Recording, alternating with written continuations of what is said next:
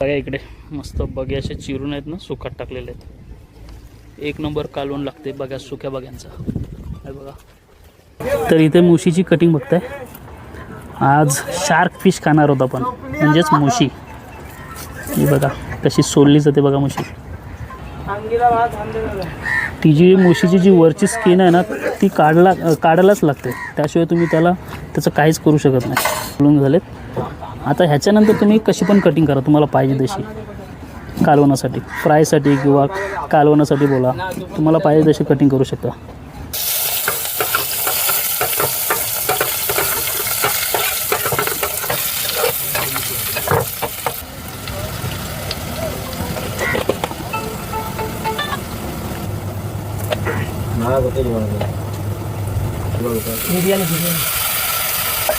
तुमची बिर्याणी झाली. आता आमचं मटण होते, मटण मुशीचं मटण आहे ना, एक नंबर.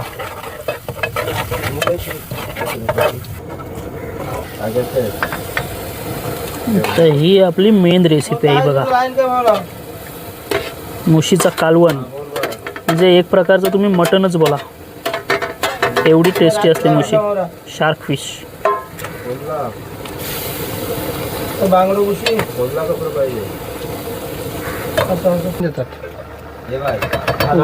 मंडळी हे बघा मस्त असं जेवण झालंय. मुशीचा कालवण आहे जेवायलाच, आणि पापड आहे, आणि जबरदस्त असा रेसिपी आपली झालेली आहे आजची, बोटीवरचं जेवण. तर मस्त आता जेवायला बसलो, तुम्ही पण या जेवायला. तर हे बघा मस्त असं आजचं जेवण आहे. पापड, लोणचं, मुशीचा कालवण, एक नंबर असं जेवण झालंय बोटीवरचं. बघा मटणापेक्षा एक नंबर झाली आहे टेस्ट.